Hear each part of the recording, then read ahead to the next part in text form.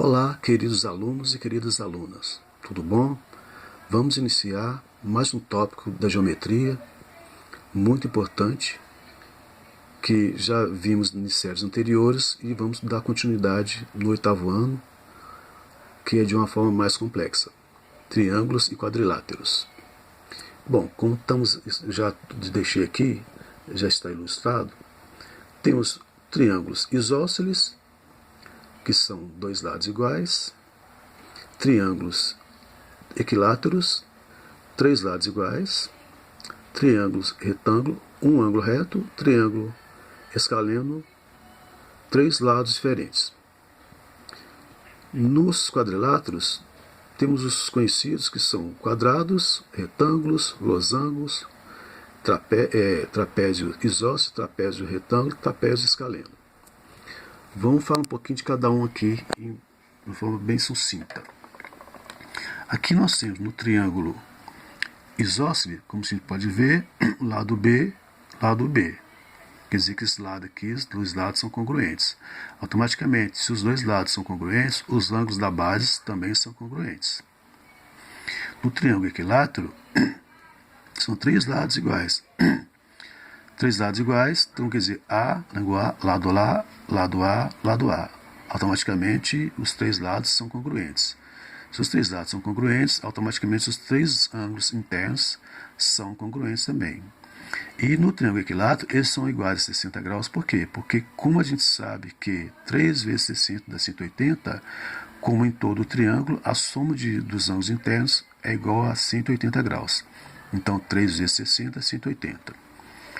No triângulo retângulo, qual que é a característica? Ter um ângulo reto. Um ângulo reto mede 90 graus. E temos o triângulo escaleno. Tem três lados diferentes. Esse lado é diferente desse, que é diferente desse. Tá bom? Já nos quadriláteros, o quadrado, como sabemos, tem todos os lados iguais e os ângulos internos são todos retos. No retângulo, temos dois pares de lados paralelos. Esse lado é paralelo com esse aqui paralelo com esse. Porém, também temos os quatro cantos, os quatro ângulos internos retos iguais a 90 graus. No losango, temos quatro lados iguais, porém, os ângulos internos não são igual lá no quadrado. No quadrado tem os quatro lados iguais, porém os ângulos são todos retos. Aqui você tem dois pares de ângulos congruentes, os opostos. Esse ângulo aqui oposto a esse são congruentes, esse ângulo aqui oposto a esse também são congruentes. Temos os trapézios. Trapézio isósceles, dois lados congruentes, esse lado é congruente com esse, as bases são paralelas. Trapézio retângulo, qual que é a característica? Um ângulo reto. Essa base maior, base menor são paralelas. E no trapézio escaleno, todos os lados são diferentes, não são congruentes, nenhum. Bom, temos o paralelogramo, que tem aqui alguns destaques também. A base e a altura. Base e altura. Os lados, esse lado aqui é paralelo com esse lado é paralelo com esse. A gente também sabe que esse lado aqui oposto a esse são congruentes. Esse com esse aqui. Ó. E esse ângulo aqui com esse ângulo aqui são ângulos congruentes também. E para a gente calcular a área de paralelogramo, a fórmula é a mesma de área de retângulo. Nos retângulos, nós temos base e altura, B e H.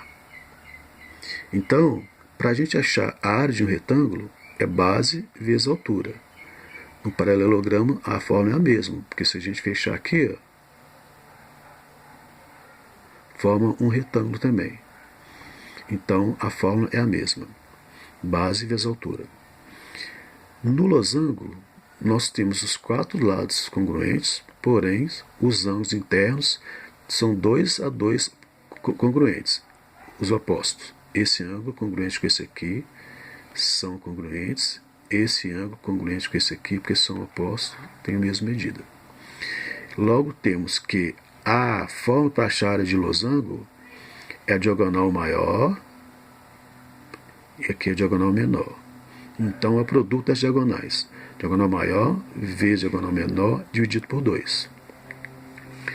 No quadrado, como sabemos, os 4 lados são iguais, então temos que lado, lado. Então, lado vezes lado é lado ao quadrado, L2.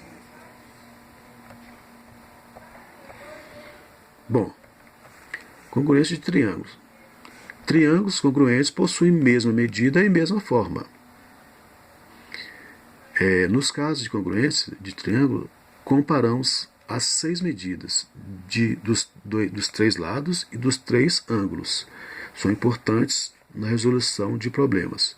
Aí coloquei aqui algumas informações do que a gente precisa mais, que são os casos de congruência, né, que é lado, lado, lado, lado, ângulo, lado, ângulo e lado, ângulo, ângulo oposto. Então, cada figura aqui representa cada caso aqui. Tá? Todos os casos. Em seguida temos falando um pouquinho sobre o ponto médio de um segmento. O ponto médio de um segmento é o ponto que divide o segmento em 2 segmentos congruentes. E temos a bissetriz de um ângulo, é o segmento que divide em 2 ângulos congruentes o ângulo dado. Então, em um triângulo, podemos traçar 3 bissetrizes. Só para você se lembrar aqui, ó, eu coloquei aqui no papel. Temos aqui, ó, o triângulo isósceles. São 2 lados congruentes. Os lados são congruentes, os ângulos da base também são congruentes. No triângulo equilátero, os 3 lados congruentes, 3 lados iguais, automaticamente os 3 ângulos internos são congruentes também. E o triângulo escaleno, temos 3 lados diferentes um do outro. A área de qualquer triângulo é dada como base vezes altura dividido por 2. Vocês também já estudaram, já viram também. Um segmento de reta, nós temos um segmento de reta AB, e aqui é o ponto M, o ponto médio que divide o segmento ao meio. Então, o segmento AM vai ficar congruente ao segmento BM. Esse segmento é igual a esse aqui. Tem a mesma medida. Então, quer dizer, AM congruente com BM. Tá? Então, M é ponto médio do segmento AB. Então, M é o ponto médio do segmento AB. Aí, voltando para cá,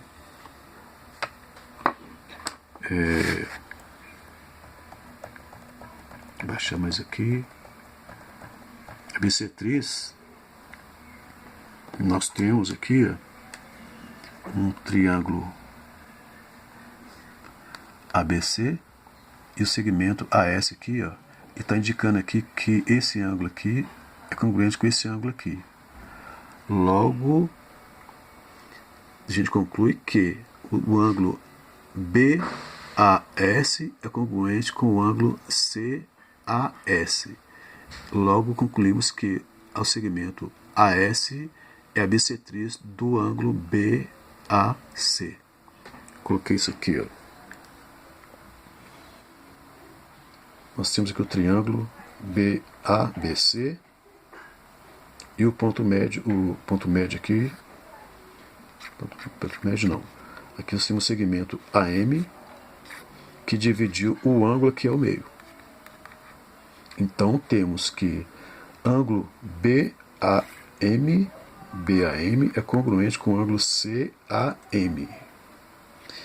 Ângulo BAM é congruente com o ângulo CAM. Então a gente conclui que o segmento AM é a bissetriz do ângulo BAC. Voltando para cá, temos Altura de um triângulo. A altura de um triângulo, gente, é o segmento perpendicular que une o vértice ao lado oposto a ele. Então aqui nós temos, né, nesse triângulo, o segmento aqui, ó, é perpendicular a esse lado, a essa base do triângulo aqui, que é o segmento AH, vai ser a altura. Continuando aqui, em um triângulo equilátero, os ângulos internos igual a média de 60 graus. A gente já viu, já falei, né? Só para completar, aqui nós temos um triângulo equilátero, lado L, L e L. Aqui embaixo traçamos a altura divide o lado aqui ao meio, exatamente ao meio, no triângulo equilátero. Então aqui é L sobre 2 e aqui é L sobre 2. Porque L sobre 2 é metade de L, isso aqui tudo aqui é L, então cada pedacinho desse aqui vai ser L sobre 2. L sobre 2 aqui, L sobre 2 aqui. Aqui fala, por o triângulo ser equilátero, está falando que o segmento AB é congruente com o segmento BC, que é congruente com o segmento AC.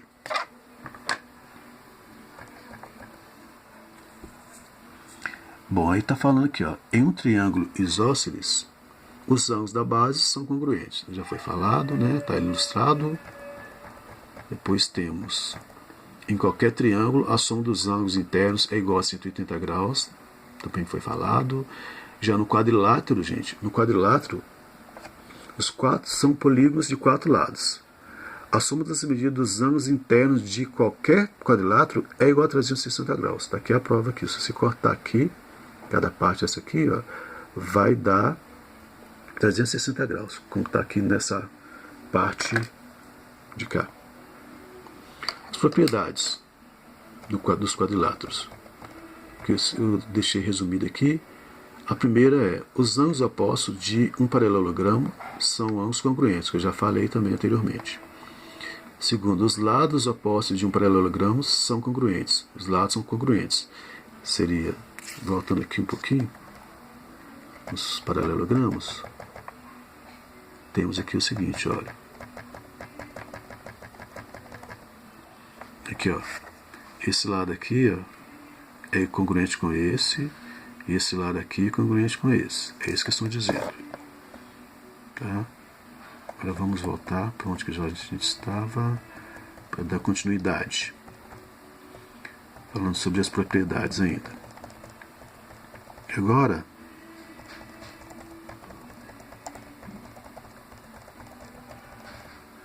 nós temos aqui as propriedades que fazem quando eu falo o seguinte: os lados dos paralelogramos são congruentes. A terceira propriedade, as diagonais de um paralelogramo se cruzam no ponto médio. As diagonais de um retângulo têm a mesma medida. Essa diagonal aqui é igual a essa aqui. As diagonais de um losango são perpendiculares entre si. Está ilustrado na figura. As diagonais de um quadrado, aqui, ó,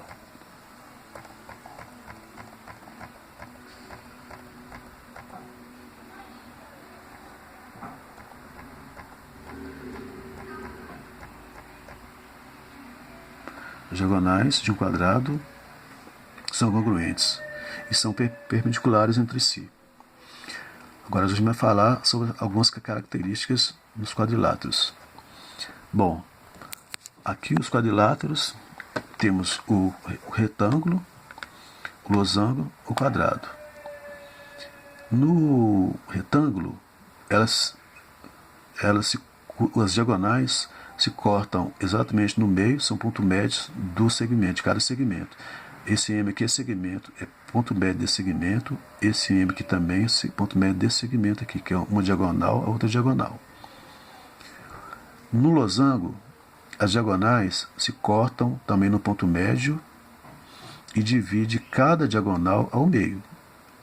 Esse segmento aqui, ó, é congruente com este, e esse segmento aqui é congruente com esse aqui. E só que eles se cortam formando um ângulo reto, eles são diagonais perpendiculares entre si. No quadrado também, as diagonais se cortam no ponto médio e também são perpendiculares entre si. Ou seja, além de cortar no ponto médio, elas formam um ângulo reto na interceptação de uma com a outra. No mais, agora vamos ver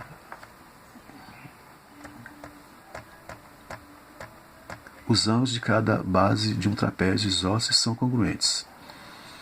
Como sabemos, em um trapézio isósceles,